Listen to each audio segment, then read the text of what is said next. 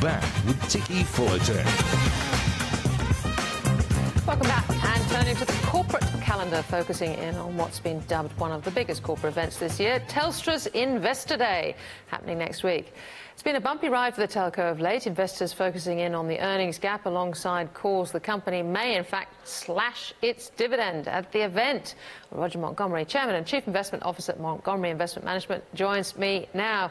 Roger, you've been looking at Telstra for some time now. We have. Gosh, back in February 2015 it was trading at $6.59, and I wrote in the Oz at the time that anyone pursuing it for its 6% dividend yield would lose that and more. It's now been 3.5 years and we've seen the price fall by about 60%. It takes that long for a broadly held company to fall because it takes a long time for people to give up on it. And that's what's happened. And there are a lot of retail investors. Exactly. In fact, it's the most widely held stock in Australia. So it does always take a long time for the full reappraisal to hit the share price. So Andy it's different now. Yeah, well, Andy Penn has a big challenge, doesn't he, ahead of him with this strategy day, because this wonderful money from the NBN is going to dry up. That's right, and the market, look, to be fair, the market was very focused on the dividend yield 3.5 years ago, and they weren't thinking about the fact that there was a 100% payout ratio, there was no money being reinvested, and as a result of that, it wasn't going to grow, and yet it was priced for growth. Today, I think the market's making the same mistake. I think the market's focused very much on the short term. They're focused on the end to the NBN one-off payments. They're focused on the emergence of TPG as a potential competitor with a fourth mobile network. Put that in perspective, though, they're going to spend $600 million over 3 years on their network. Vodafone and Optus spend about $1.5 billion a year, and Telstra about $4 billion or $4.5 billion. So, you know, what kind of network is that going to be? I don't know. Clearly they're going to cherry pick the low-hanging fruit and offer very cheap plans. And so the pressure is on the core business of Telstra. So cost-cutting. The cost-cutting is happening. Andy Penn has said that the company is on track. He's on track. I think he's in a great place. I think he's in the right place at the right time because he's actually said they're on track for $1 billion of cost-cutting. They've raised that target to $1.5 billion. So that goes some of the way to filling the gap or the hole that will be left. There are analysts around who would like him to raise that even more. Yeah, indeed. And so the strategy day that's coming up, you know, so the Bears are saying they're going to cut the dividend again and they need to reinvest. Some analysts are saying that they'll reaffirm the current dividend for 19 and 20, and that could be a positive catalyst for the share price. We're looking beyond that.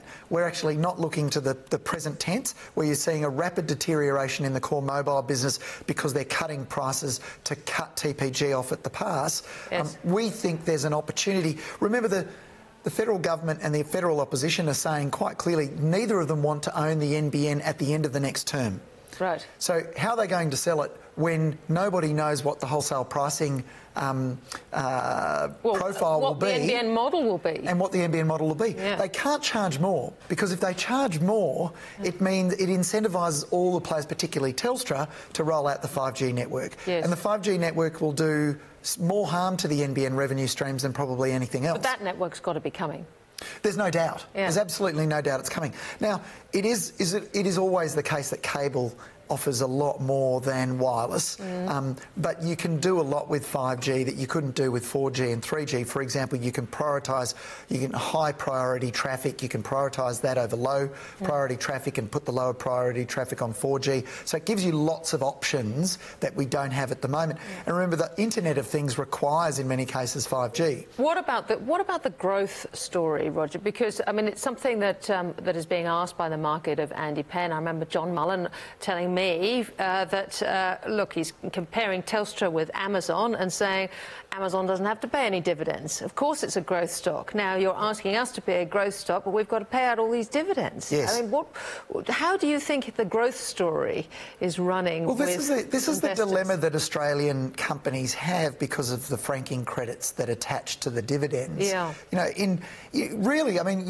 you could I mean, it would be disastrous for the share price in the short term, but you could completely change the register. You could say we're not going to pay dividends anymore. We are going to reinvest, and you're going to get a different share price for the time being, but you're also going to get a different brand, a different breed of acolytes and supporters on your share register who might give you that latitude. In Australia, though, remember we've got these franking credits, which are the bane of a lot of CEOs' lives because they have no value to the company. They have enormous value to shareholders at the moment, and so that's the issue. I think the advent of 5G, I think the possibility that relationship between Telstra, NBN. Remember, Telstra also has first and last right of refusal to the HFC, the most valuable part. The most valuable part of the NBN. Yes. And if the government doesn't want to own it and they can't raise wholesale pricing because it will incentivise companies to build 5G, then who does that leave to buy it? Well, it might be Telstra that owns it and they do something promising with it. And that could cause a reappraisal of the stock. I think the possibility of 5G taking large parts of the revenue that the NBN have taken away from Telstra, I think that's an opportunity that the market isn't focused on, and I think the market is very focused on the very short term at the moment and the deterioration of the core mobile business. All right, look, we must just briefly talk banks. Yes. Share price has been going down. So we've had, you know, CBA and Westpac off about 18% from their highs, NAB's off 20%, ANZ about 13%. So you know, what's happening here again is we're starting to see the thesis that we talked about on the program a couple of years ago. We're starting to see that thesis play out. Out of the financial system inquiry, what we saw was a cap put on investor loan growth. We saw a cap put on interest-only loans, and they are lower margin business. We've got lower margin business when we get the interest-only loans moving over to principal and interest. Yes. And we've got, you know, less investor loans, which is also but we've got now the property market getting tougher. We've got debts and wholesale costs going up, and that sort of thing. So that's a pressure on the NIM. So we've got lower credit growth from churn. So because property prices aren't going up, we find that people aren't upgrading to bigger mortgages and more expensive houses as much, and so you don't get that system growth that the banks rely on. It's one of the biggest drivers of mortgage book growth. That won't be there to the same extent. And pressure on net interest margins, of course, because LIBOR's going up, and while it doesn't have a direct impact on bank funding costs, it does indirectly through the swaps market. So briefly, would you be a buyer at these prices now? I think even after the falls that we've seen, it's made the risk-reward profile more attractive, but not attractive enough to render them bargains just yet. Roger Montgomery, thank you very much. Always a pleasure. Well, after the break, UK Prime Minister Theresa May's win in the party room on Brexit could be short-lived. Live to the ground with Oanda's Craig Erland next.